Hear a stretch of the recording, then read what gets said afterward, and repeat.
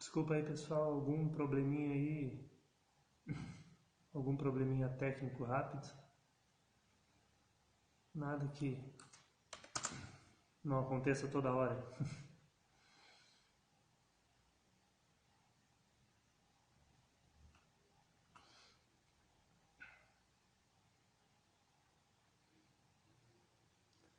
Esperar uns minutinhos, pessoal, retornar.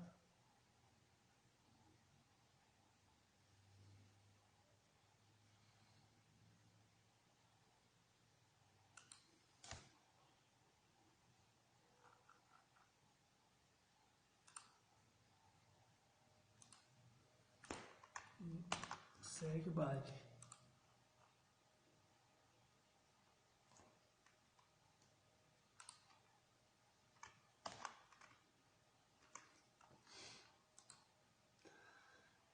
Boa noite para todo mundo aí. Sou professor de Direito Previdenciário.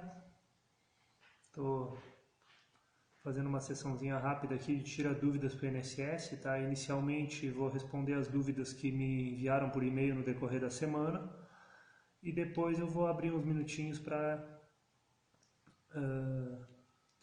depois eu vou abrir uns minutos aí para dúvidas de vocês, né, enviadas ao vivo aí, tempo real, tá? Eu deixei na minha página no Facebook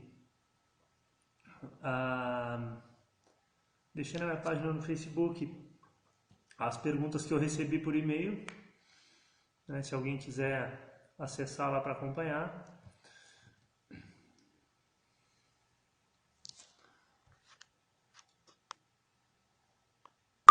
Tá todo mundo me ouvindo aí?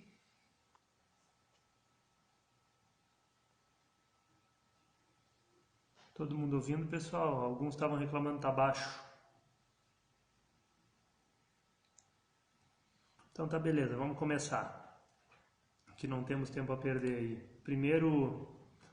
Primeira questão que eu recebi no e-mail, essa eu recebi semana passada, até um pouquinho antes do vídeo da segunda-feira, mas eu só vi hoje, hoje quando eu estava compilando as dúvidas, é que eu acabei vendo esse e-mail. Tá? A dúvida do aluno lá era sobre segurado recluso, né? Qual era o período de graça dele depois de sair da prisão? Se ele contribui na cadeia enquanto está preso, né, como facultativo, como se dá a contagem do período de graça depois do livramento, né? E se ele por acaso vem a fugir e nesse período de fuga, antes de ser capturado novamente, se ele exerce atividade profissional, o que acontece, como é que funciona, né? Se esse período conta como tempo de contribuição, qual norma que se aplica nesse caso, tá? Então vamos ver aqui. Após o livramento, o período de graça, que é aquele período em que o segurado permanece vinculado ao regime geral, né? Ele ainda tem direito a todos os benefícios da Seguridade Social, independentemente de contribuição. Né? Para o segurado recluso que sai da prisão, esse período é de 12 meses após o livramento. Tá? Isso está lá na Lei 8.213, no artigo 15, inciso 4. Tá? E sabemos que, por força lá do decreto, né, do artigo 11, parágrafo 1º, do decreto, o presidiário que exerce atividade remunerada nessa condição de recluso, ele pode contribuir como segurado facultativo, tá? Qual é a vantagem disso se ele está no período de graça enquanto está preso? Simples, ele conta como tempo de contribuição, tá? Qualquer contribuição que ele faça vai contar como tempo de contribuição. Se ele só permanecer, né, cumprindo a sua pena lá, ele está no período de graça, mas não está computando o tempo de contribuição para a aposentadoria posterior, tá? Se ele contribui como facultativo, como é que se conta o período de graça depois do livramento? Regra geral, 12 meses, tá? Essa contribuição como facultativo não pode vir em prejuízo dele, ele não vai ter redução no período de graça por ter optado por contribuir, tá? Se ele atingir o tempo de aposentadoria na cadeia, pode se aposentar? Pode, não há problema nenhum, mas o auxílio reclusão vai ser cessado, tá? O auxílio reclusão é um benefício que não é pago se o segurado estiver recebendo benefício de aposentadoria, né? E se o segurado fugir, se esse preso foge e durante esse período de fuga ele exerce atividade profissional? Em primeiro lugar, isso é uma burrice, porque as informações que o empregador dele passar para o INSS vão atestar que o cara está trabalhando, vão dizer onde ele está trabalhando, né? Vai ter todos os dados dele, isso é uma mão na roda para facilitar o retorno dele à prisão. Mas tudo bem. Considerando que ele trabalhe e recolha contribuições, esse período de recolhimento vai contar como tempo de contribuição. Qualquer período contributivo, qualquer período de trabalho que envolva contribuição previdenciária, conta como tempo de contribuição, exceto aquelas hipóteses legais de contribuição reduzida do facultativo e do contribuinte individual, né, que eles contribuem com 11% ou com 5%, e por essa contribuição reduzida eles abdicam do direito à aposentadoria por tempo de contribuição.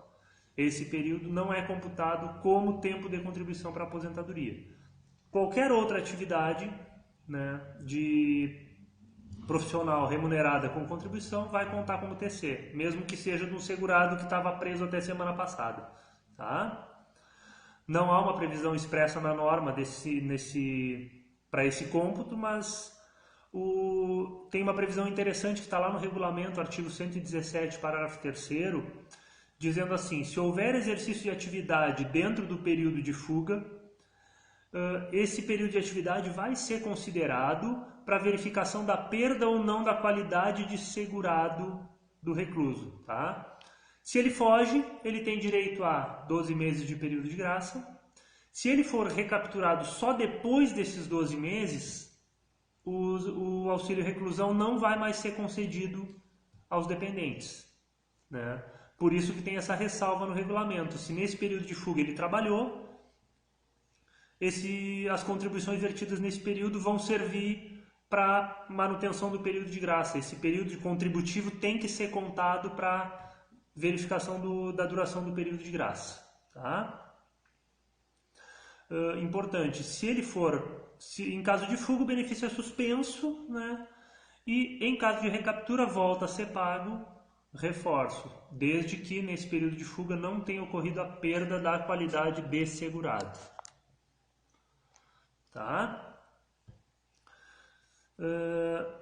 Na instrução normativa 77 tem uma previsão interessante ali, mas não sei se vale a pena dar muita ênfase, porque a IN 77 em princípio não vai ser cobrada na prova, espero que não seja, né? Que diferencia o segurado que entra em livramento mesmo, em livramento condicional ou porque cumpriu a totalidade da pena, né? Do segurado que foge. Tá? Em caso de fuga, o período de graça vai ser computado descontando algum período de graça que ele já tenha usufruído antes da prisão. Vamos supor que o fulano estava 6 meses que ele estava 6 meses sem trabalhar, né, e foi preso. Se ele fugir, ele teria direito em tese a 12 meses de período de graça, mas como ele já tinha usufruído 6 meses, ele só vai ter mais 6 meses. Isso, repito, é norma da instrução normativa. A lei e o regulamento não tratam disso, então a chance disso cair na prova está próxima de zero. Tá? Aproveitando, pessoal, eu estou vendo que estou recebendo várias dúvidas aí. Eu queria pedir para quem está chegando agora, né, uns minutinhos de paciência, tá? Porque a minha proposta é mais ou menos a seguinte: durante a semana eu vou recebendo e-mails de alunos com dúvidas específicas para serem tratadas aqui nesse vídeo, tá? E depois que eu sanar todas essas dúvidas desse pessoal, aí eu abro uns minutos para algumas outras dúvidas de vocês, tá? Então, primeiro eu vou tratar do que já está anotado aqui, tá? Depois, no fim, a gente conversa mais um pouquinho, pode ser?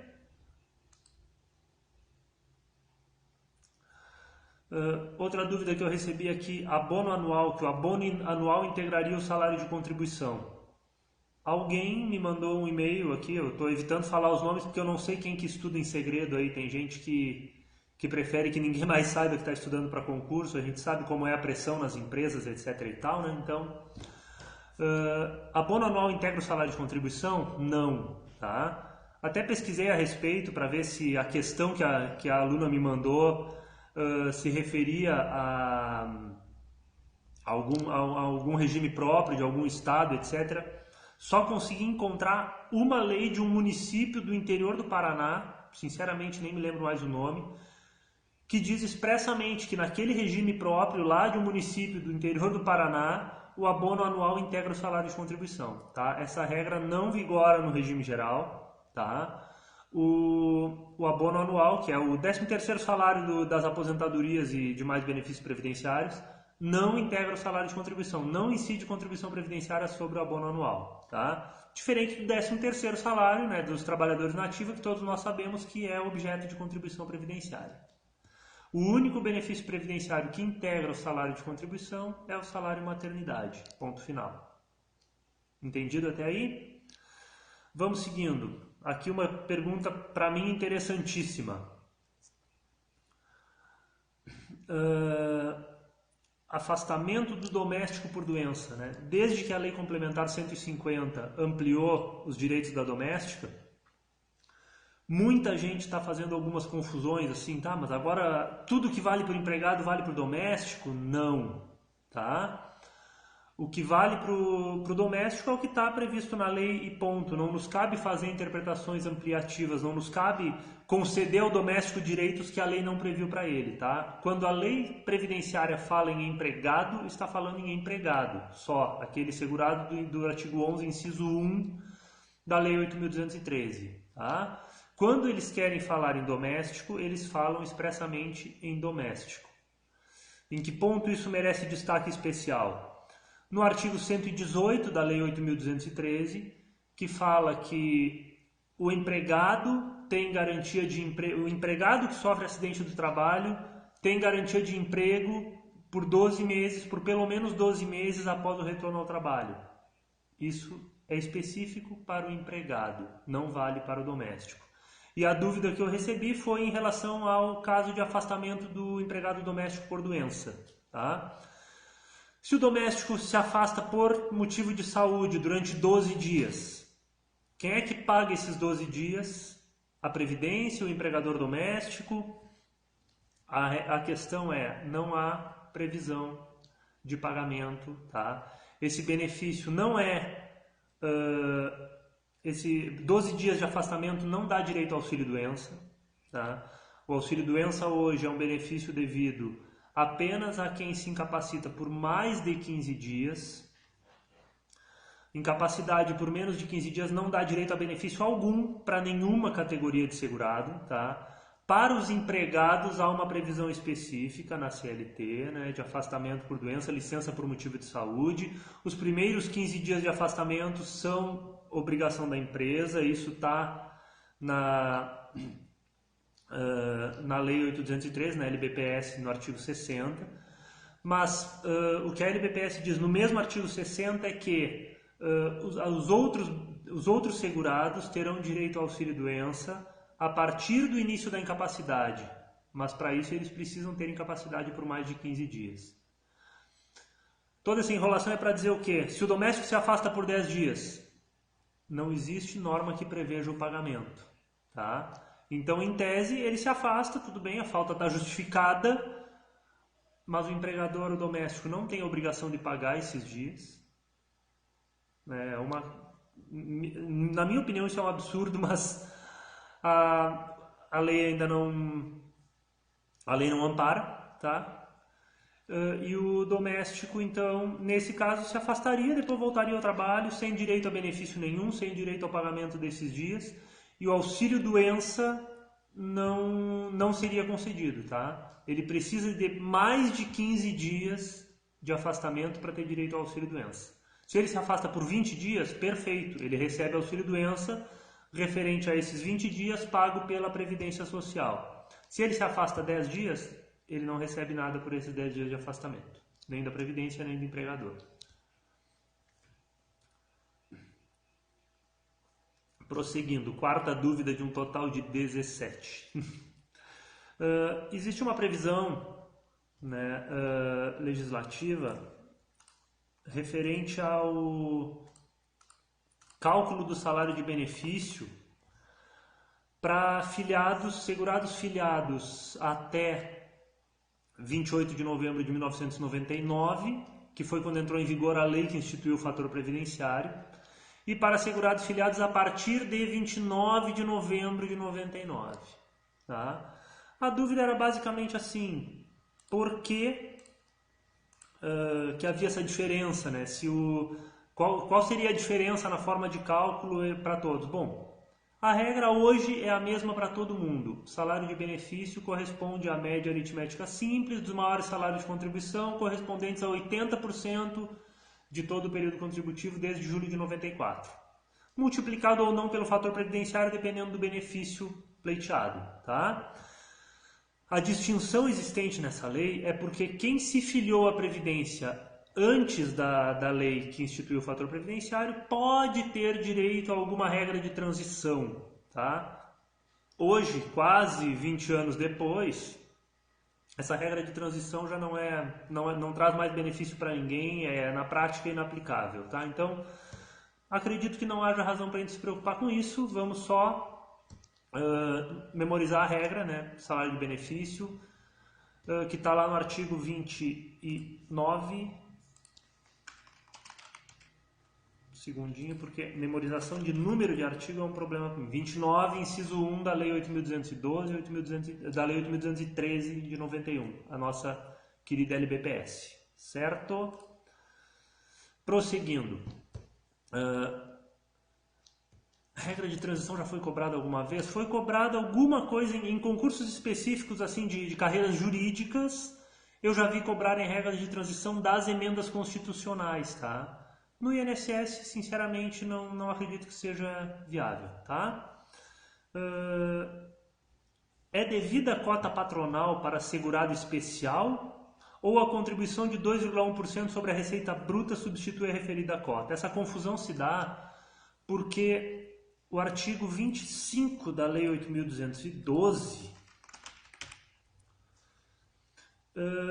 diz que a contribuição do empregador rural pessoa física, que é aquele contribuinte individual, né, que paga, que é o contribuinte individual que é produtor rural, em área acima de 4 módulos fiscais ou com auxílio de empregados, ele contribui com 2,1% da receita bruta da comercialização da sua produção em substituição à cota patronal e ao GILRAT. Tá? E a contribuição do segurado especial, que está lá também no mesmo artigo 25, é dos mesmos 2,1%. Então, surgiu uma confusão a esse respeito. Quando o segurado especial contrata, ele precisa pagar cota patronal ou também está substituída pelos 2,1%? Para o segurado especial, não. Quando ele contrata um empregado ou um contribuinte individual para prestar serviços para ele, ele tem a obrigação de recolher a cota patronal. Tá? Isso está expresso na Lei 8.212, artigo 30, inciso 13. Tá? Ali diz com todas as letras que o segurado especial é obrigado a arrecadar a contribuição dos trabalhadores a seu serviço e a recolhê-la no prazo referido na linha B do inciso 1, lá do mesmo artigo 30. Tá? Sobre o prazo de recolhimento da cota patronal do segurado especial, temos uma confusãozinha aí, o nosso legislador, para variar, é um pouquinho descuidado, e ele inseriu no artigo 32C da mesma Lei 8.212 uma disposição dizendo que o segurado especial que contratar empregados ou contribuintes individuais para lhe auxiliar tem que recolher todas as suas contribuições até o dia 7 do mês seguinte. Tá? O artigo 30, inciso 13, fala que o prazo para recolhimento da cota patronal do segurado especial é até o dia 20. O artigo 32C, parágrafo 3º, fala que o prazo é até o dia 7. Tá? Como resolver esse conflito aí? Bom, já sei que tem professores que dizem que o prazo é sempre dia 7. Eu respeitosamente discordo, tá? Sei do Ivan Kertzmann, que segue a mesma linha que eu. Sei que o Ítalo e o Flaviano seguem a linha do dia 7 sempre, tá? Honestamente, desconheço o que dizem o Hugo Góes e outros, né? Zambit a respeito, tá? Mas para mim são duas questões diferentes. Prazo do segurado de recolhimento da contribuição do segurado especial, regra geral, dia 20 do mês seguinte ao da competência, tá? Comercializou produtos, recolhe até o dia 20 do mês seguinte. Quando o segurado especial contrata empregados, esse prazo é o dia 7. Eu já tratei disso semana passada, mas recebi alguns e-mails tratando desse assunto, então acredito que a dúvida ainda persista, né? Quando contratar empregados, ele tem que recolher até o dia 7. Quando não contrata empregados, o prazo é dia 20. Tá?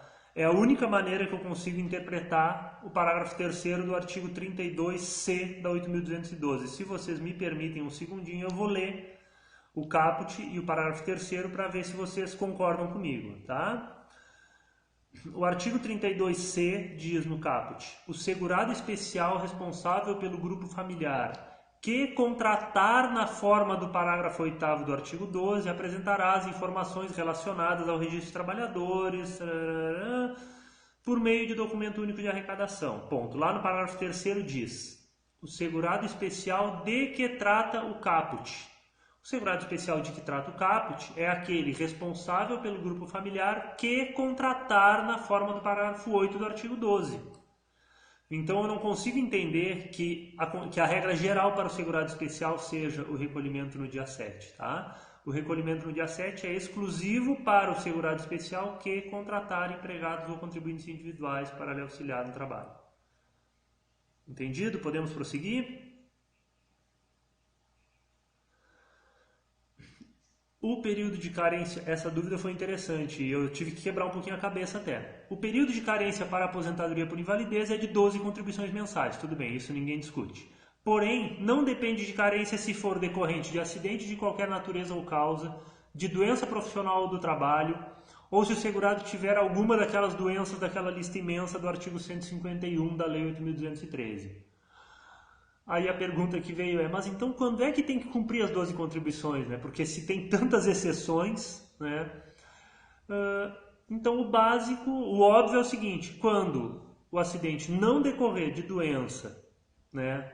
Não decorrer de acidente, nem de doença profissional, nem de doença do trabalho, e nem de alguma daquelas doenças do artigo 151, ele tem que cumprir as 12 contribuições. Aí eu comecei a pensar em que exemplo isso é possível. Bom, eu consegui pensar em alguém que esteja sofrendo com dores fortíssimas na coluna, né, sem relação com o trabalho, tá? Um portador de doença pulmonar obstrutiva crônica, né, alguém com problema respiratório severo, isso não está na lei no artigo 151 da 8.213, né? Então não dispensaria carência. Quem tem problemas de depressão severa, tá? O pessoal está perguntando se vai ter reprise. Bom, no Periscope a regra geral é que o vídeo fica disponível 24 horas, tá? Depois eu salvo o vídeo e publico no meu canal no YouTube e na página no Facebook, tá? Para ninguém perder. Tá? A página no Face é facebook.com/prof.cassius, para quem quiser acompanhar. Tá? E também tem meu blog, eu posto no blog também o vídeo, é cassiusgarcia.com. Tá? Bom, a questão da carência da aposentadoria por invalidez está entendido, pessoal? Né? No fim das contas, a exceção acaba sendo a regra. Eu acredito que a maioria dos casos de benefício de aposentadoria por invalidez acaba se enquadrando na regra da dispensa de carência. Tá? Mas existem casos que isso é mais difícil realmente. Depressão, acredito que a maioria, 99% dos casos de aposentadoria por invalidez decorrente de depressão não tenha qualquer relação com o trabalho, né? Doença pulmonar, né? Algumas dores, lesões na coluna ou nos joelhos que não sejam decorrentes da atividade exercida. Tá? Vamos lá, próxima. Data de início do benefício da aposentadoria por idade, né, foi alterada para até... quer dizer, foi alterada não. Data de início da aposentadoria por idade do empregado doméstico será na data do desligamento, quando requerida em até 90 dias depois do desligamento. Essa é a regra faz tempo, né? Deixa eu ver aqui onde está isso. Artigo 49, inciso 1, a linha A da LBPS, tá? A aposentadoria por idade será devida ao segurado empregado, inclusive o doméstico, a partir da data do desligamento do emprego, quando requerida até essa data ou até 90 dias depois dela, tá? A pergunta que veio é, e a aposentadoria por invalidez, mudou o prazo? Não, né? Não. Para a aposentadoria por invalidez, a regra ainda é a mesma, ela é concedida a partir da data do início da incapacidade, desde que requerida até 30 dias após o início da incapacidade. Se superado esse período, se superado esse prazo, o benefício inicia na data do requerimento, tá? Depois tem uma questão que é uma pedreira aqui, tá? Eu vi essa questão no fórum concurseiro e acabei recebendo no e-mail também, né? Que foi uma questão que o gabarito foi considerado certo, como se tratasse da universalidade da cobertura, mas quem me mandou a dúvida questionou se não se trata de universalidade de atendimento. A questão é a seguinte: considerando os objetivos da Seguridade Social na Constituição de 88, a universalidade da cobertura significa que a saúde é direito igual para todos, que a assistência social é direito condicionado à situação de necessidade e que a previdência social é vinculada à contribuição prévia. Então, o enunciado afirmou que isso significaria a universalidade da cobertura. Bom, não sei se todos aí sabem, né? O primeiro princípio da Seguridade Social lá na Constituição é a universalidade da cobertura e do atendimento, que a doutrina, para finalidade didática, divide em universalidade da cobertura ou universalidade objetiva, que significa basicamente que a Seguridade Social deve atender a todos os riscos e contingências, e a universalidade do atendimento ou universalidade subjetiva, que quer dizer que a Seguridade Social deve atender a todos os residentes no território nacional, tá? Às vezes é um pouquinho difícil a gente traçar uma fronteira tão clara entre a objetiva e a subjetiva, né? A da cobertura e do atendimento. Às vezes esses dois conceitos estão um pouquinho misturados e eu até acredito que isso tenha acontecido nesse enunciado, por isso que está resultando nessa confusão. Mas realmente me parece que o enunciado está se referindo às pessoas atendidas, né? A universalidade, a seguridade, a saúde é direito igual para todos. A assistência vai atender quem estiver em situação de necessidade. E a previdência social vai atender quem contribui, né? Então eu entendo sim que o CESP pisou na bola nessa questão, tá? E que entre as universalidades, embora a gente consiga encontrar com um pouquinho de esforço interpretativo alguns traços da referência à universalidade da cobertura, porque está tratando dos riscos também, né? Saúde, assistência, previdência. Mas o foco principal do enunciado está sim nas pessoas atendidas. Para mim é atendimento, tá? Mas, então é só mais uma, é o CESP sendo CESP, como eu às vezes me refiro, né? Tem certas coisas que só é jurisprudência de banca, a gente não tem como contestar, né? Temos que aceitar e torcer muito para que uma coisa cabeluda dessas não caia na nossa prova, né? Vamos à próxima dúvida aí. Eu vou ter que pesquisar um pouquinho mais para te responder. Ou te respondo por e-mail ou deixo para o vídeo da semana que vem, tá? Aquela coisa ali, aquela questão é meio cabeluda mesmo. Eu não sei até que ponto aquela regra ainda está vigorando. Estou precisando pesquisar mais um pouquinho, tá? Bom, voltando. Caso apareça na prova,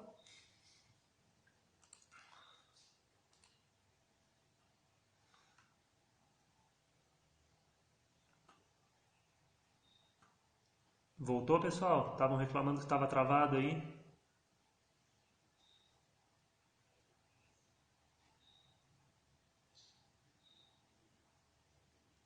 Beleza, vamos então. Caso apareça na prova, podemos qualificar o organismo oficial internacional como considerado empresa ou equiparado à empresa? Bom, eu já respondi, já resolvi, enquanto me preparava para a Receita Federal e depois como professor também, algo em torno de 1.500 questões de direito previdenciário, tá? Acidente de trabalho, tem situações que são acidente de trabalho e situações que são equiparadas a acidente de trabalho, tá?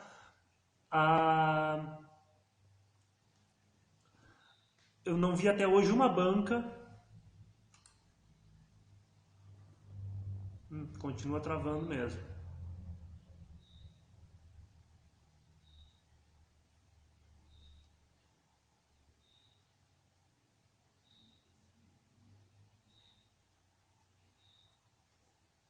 Tá começando a chover aqui. E aqui na fronteira é assim, uma garoazinha a internet começa a travar.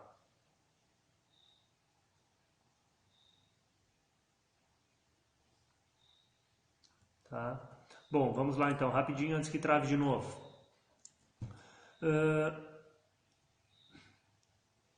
A banca, eu posso afirmar com 99,9% de convicção, tá?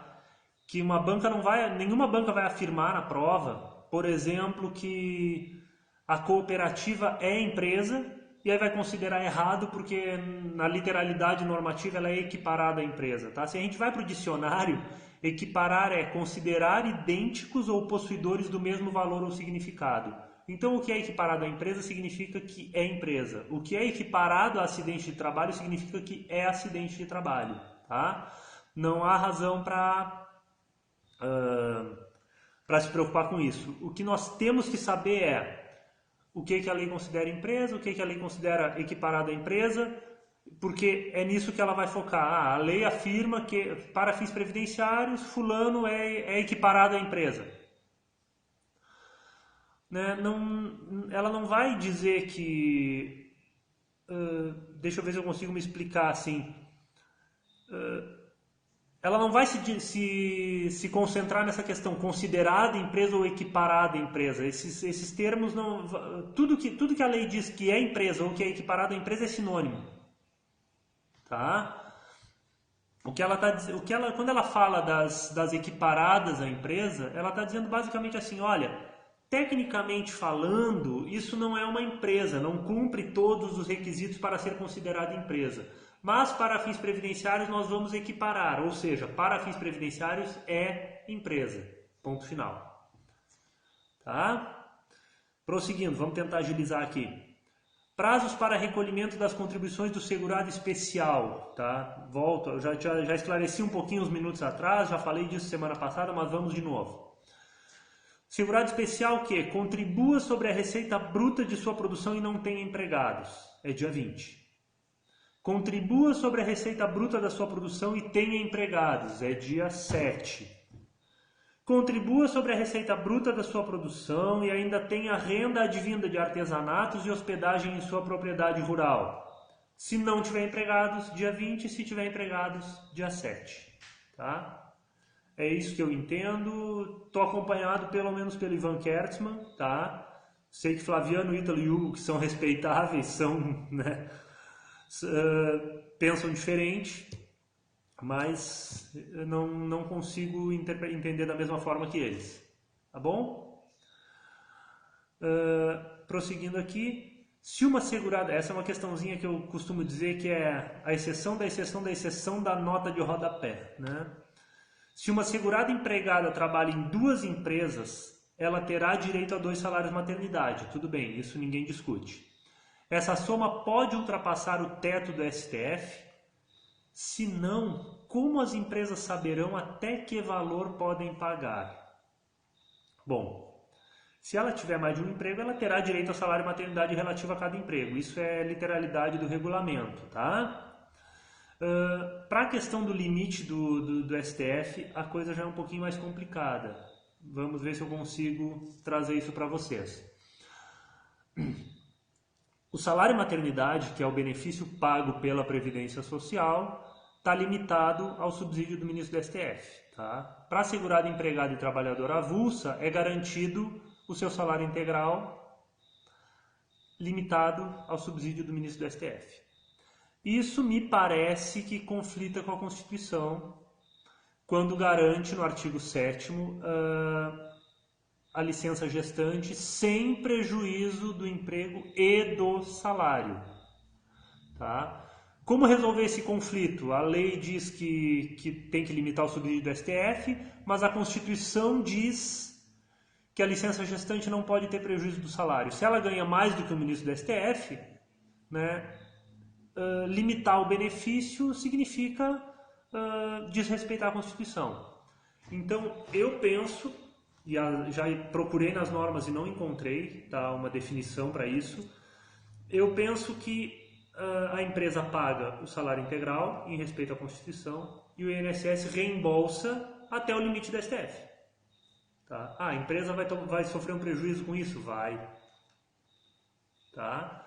É o ônus de respeitar a norma. Tá? Mas eu até hoje não vi um caso prático em que isso aconteça, não vi uma decisão judicial a respeito. Tá? Isso é construção teórica com base no que eu estudei da legislação. Tá bom? E nesse caso das duas empresas nem se fala.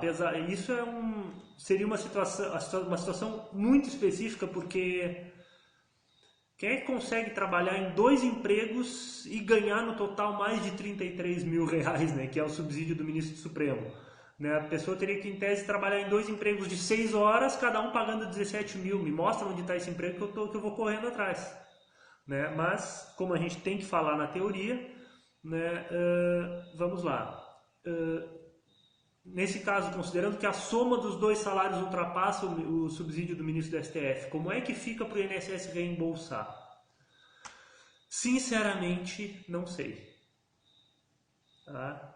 Lamento, mas é o que eu posso dizer no momento. Não tem previsão nas leis, não tem previsão no decreto, não tem previsão na instrução normativa, na 77 do INSS, na 971 da Receita, e não encontrei nenhuma decisão judicial que trate disso. Volto a dizer, o que eu posso falar é que é a minha construção teórica, tá? O justo nesse caso, me parece que seria assim, considerar a proporção de cada empresa. Não vai na prova, com certeza não vai na prova, tá? Porque não existe a situação mesmo, tá?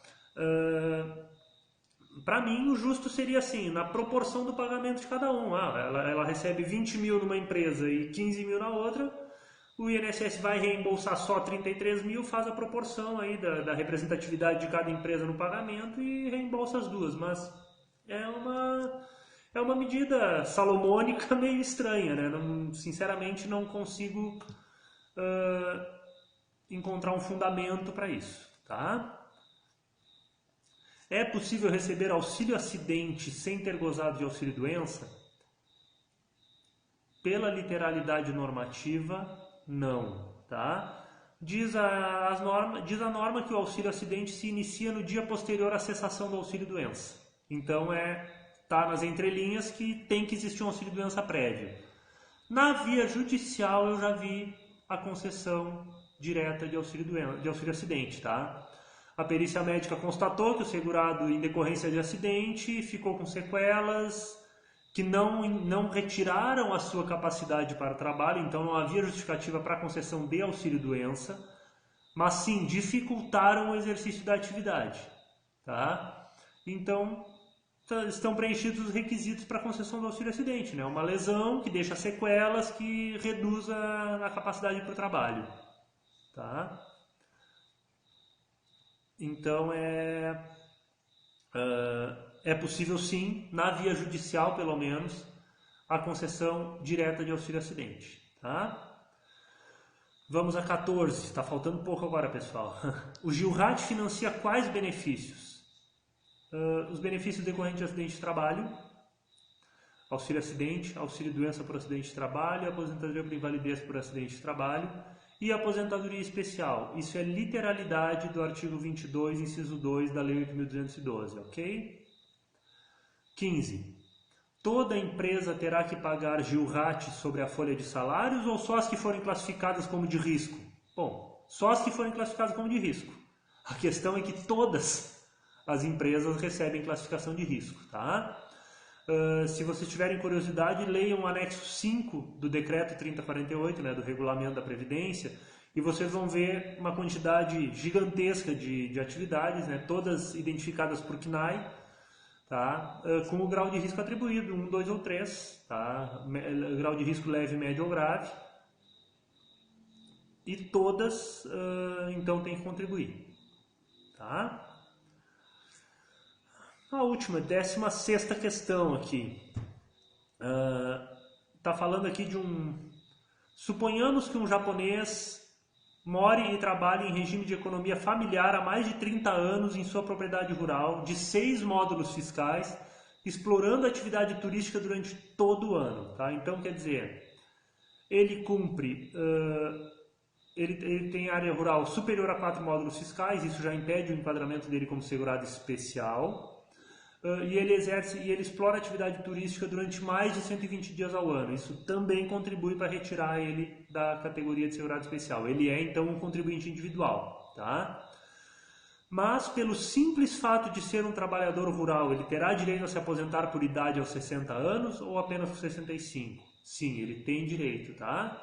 O empregado rural, o contribuinte individual rural e o segurado especial têm direito à redução da idade para se aposentar por idade. Tá? Bom, pessoal, das dúvidas que eu recebi por e-mail, foi só tudo isso. Tá?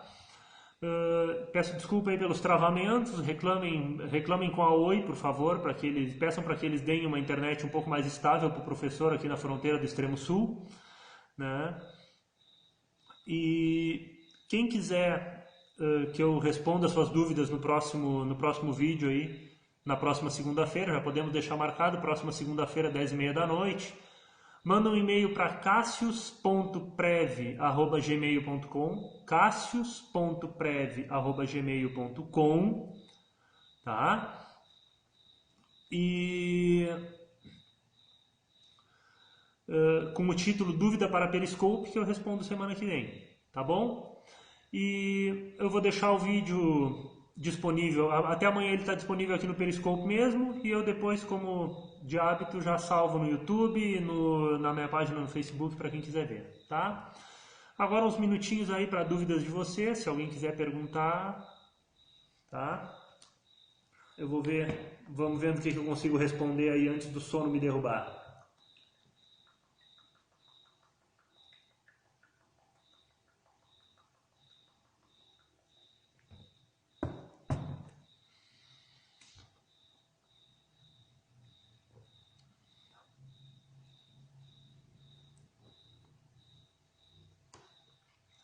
Ex-cônjuge que recebe alimentos respeita a tabela?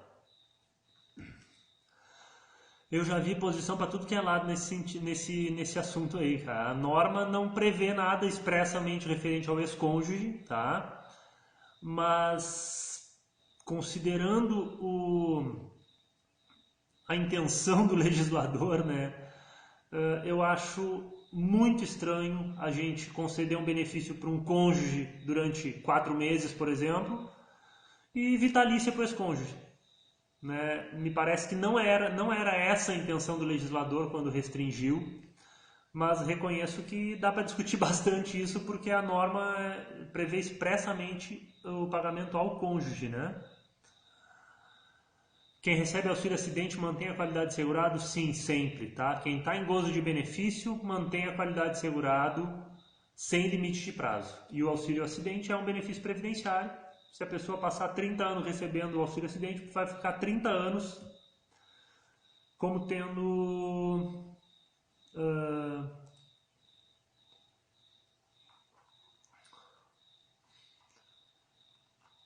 Eduan, sobre a questão 9, cara, eu disse que eu vou ter que pesquisar um pouquinho mais, tá? Eu não estou convicto de que aquela regra ainda está valendo, mas eu não consegui tempo para pesquisar satisfatoriamente. Então eu te respondo ela por e-mail depois, ou se tu achar necessário eu deixo para o vídeo da semana que vem, tá?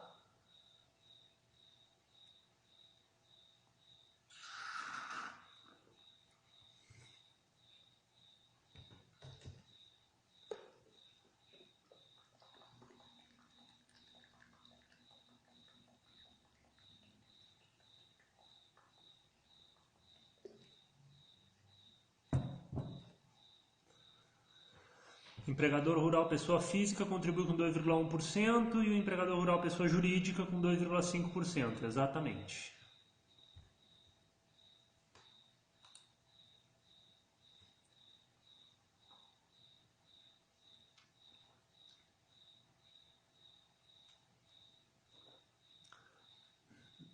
O doméstico recebe os primeiros 15 dias do INSS, sim, tá? Desde que a incapacidade, logicamente, dure mais de 15 dias, tá? Ele só tem direito ao auxílio-doença se permanecer incapacitado por mais de 15 dias. E aí o pagamento do benefício se inicia na data de início da incapacidade. Artigo 60, já digo o dispositivo correto aqui.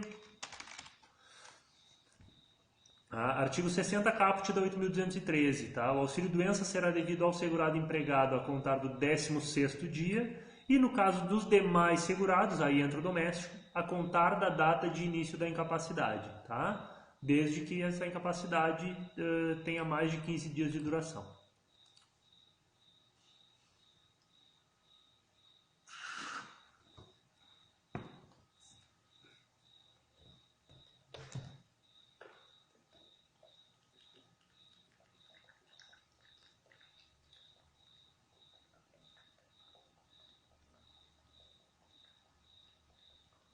Contribuição previdenciária interrompe ou suspende o período de graça? Se a pessoa está no período de graça e contribui, se inicia depois uma nova contagem de período de graça, tá? Interrompe mesmo.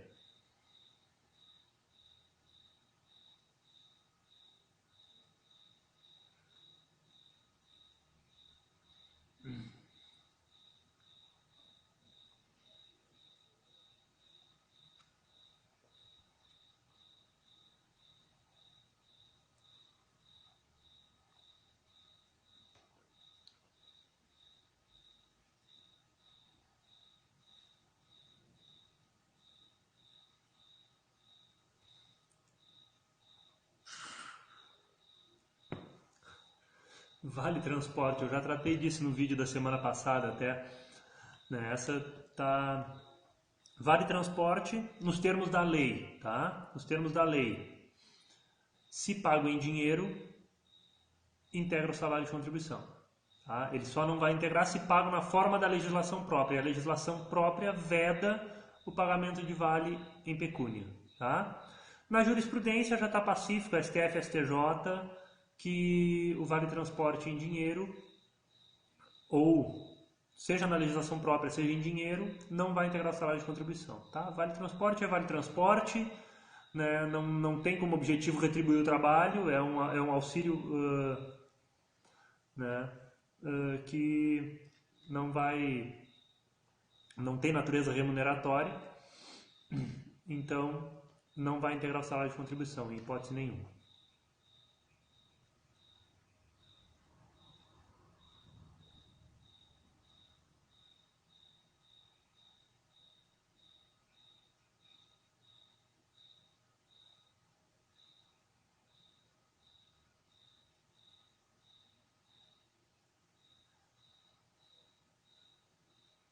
Auxílio-doença pode ser menor que um salário mínimo? Sim. No caso de dupla atividade, quando o segurado exerce duas atividades e se afasta por doença só de uma delas, o benefício vai ser concedido só com base nas contribuições vertidas por essa atividade. E se o resultado for inferior ao salário mínimo, não há vedação a que ele receba esse benefício inferior ao mínimo, desde que, somado com a remuneração da outra atividade, ele tenha pelo menos o mínimo. Tá? Só deixa eu ver onde exatamente está isso.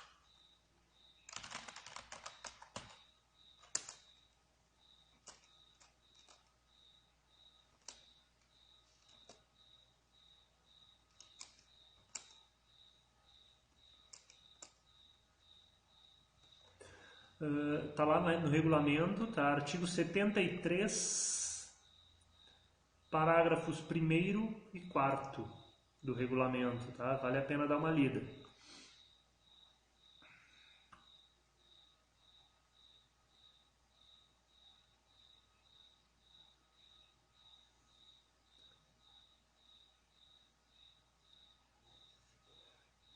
Intervalo intrajornada remunerado?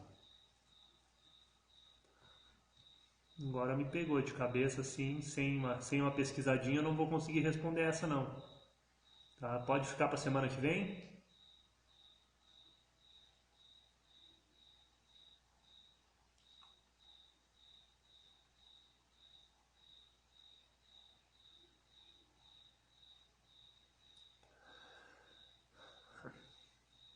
O auxílio-doença é 91% do salário de benefício, não da remuneração, é diferente, tá?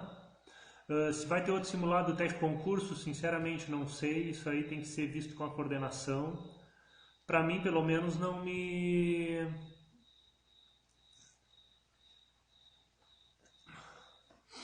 Para mim, pelo menos, não cobraram, não pediram novas questões, tá? Até agora não tenho notícia de novo simulado, não. Mas no meu blog eu pretendo lançar pelo menos mais uma até a prova, tá? Gratuito também para quem quiser, mas daí vai ser só de previdenciário, logicamente.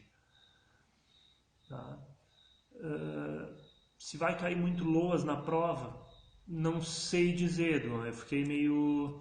Eu sei que eu posso ter abusado um pouquinho, mas é que eu tentei me concentrar justamente nos pontos mais menos conhecidos, digamos assim, né, da legislação, aquela coisa que o pessoal ainda pode não ter estudado direito. Resolvi chamar atenção para esses pontos porque o foco é mirar no 100% na prova, né?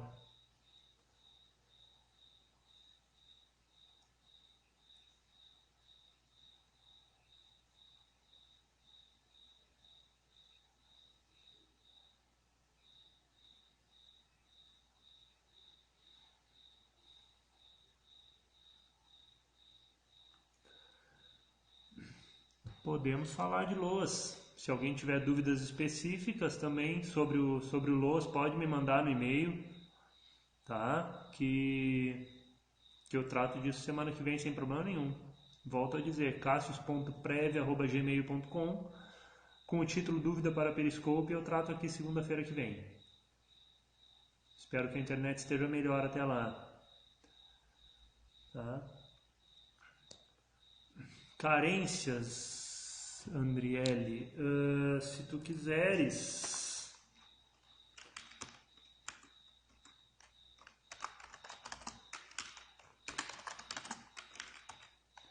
vale a pena, não preciso... o artigo 25 da Lei 8.213 tem todos esses prazos, tá? E o artigo 26 tem as hipóteses de dispensa de carência.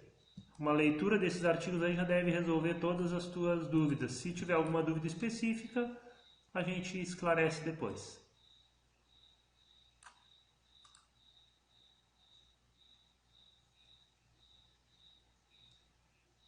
Tá?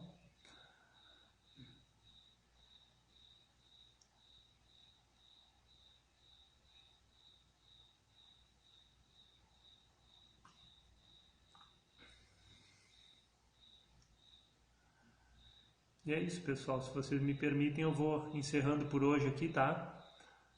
Espero que tenham gostado e quem quiser ter sua dúvida esclarecida na semana que vem, aí manda um e-mail para cassius.prev@gmail.com com o título Dúvida para Periscope e eu vou abordar semana que vem, tá? Para quem quiser me encontrar aí também, eu estou no Facebook, tá? facebook.com/prof.cassius. Tenho meu blog, cassiusgarcia.com. Tá, e estou no Periscope aqui, tem canal no... Quem entrar no blog vai ter lá o link para todas as minhas redes, tá? Eu tô no YouTube, estou no Twitter, Instagram, tá? Tudo isso está meio parado agora, esse período pré-concurso está me enlouquecendo, eu estou recebendo enxurradas de e-mails de alunos e mensagens no Face, que está me deixando sem tempo para alimentar as redes sociais, tá? Mas por isso até que eu adotei essa estratégia do vídeo aqui para deixar... para poder atender o máximo possível de gente com menos tempo, né? Depois da prova eu vou, aí sim, quem quiser continuar estudando para outros concursos, para concursos maiores, quem quiser vir ser meu colega na Receita, né, e estudar para tribunais federais, etc e tal, aí sim eu planejo diariamente ou quase diariamente tá alimentando lá Facebook, Instagram, né, e com questões comentadas no blog, tá? Por hoje é isso. Para estudar agora, o que eu recomendo? Muito foco na 8.213, que foi a lei que mudou muito em 2015, tá? E Obviamente o estudo do decreto acaba sendo necessário, mas tem que ser um estudo cauteloso porque ele hoje está muito desatualizado, principalmente em relação a benefícios em espécie, né? Pensão, auxílio-doença, auxílio-reclusão, auxílio-acidente, tudo isso que mudou na Lei 8.213, o regulamento ainda está desatualizado, mas ele traz várias disposições que vale a pena serem estudadas, né? Eu já estou trabalhando na legislação condensada que eu prometi que eu ia fazer, tá? E eu vou fazer isso até o final desse mês, se Deus quiser. Já estou trabalhando nela. Eu vou fazer um único texto contendo todas as disposições do decreto, da 8.213, da 8.212 que estão em vigor. Vou destacar as contradições entre um e outro, os pontos de divergência. Tá? É um trabalho insano assim, mas que eu vou fazer e que com certeza vai ajudar vocês. Tá? Então, pessoal, é basicamente isso. Por hoje a gente encerra, tá? Aguardo os e-mails de vocês, peço que vocês divulguem. O vídeo vai ficar disponível aí mais 24 horas e em seguida eu vou postar também no YouTube para ficar lá arquivado para quem quiser, no Facebook também, tá? Com certeza o foco no INSS vai ser benefício, tá? A parte de custeio vai cair alguma coisa, com certeza, porque a lei está no edital e não vai ser, não é à toa, né?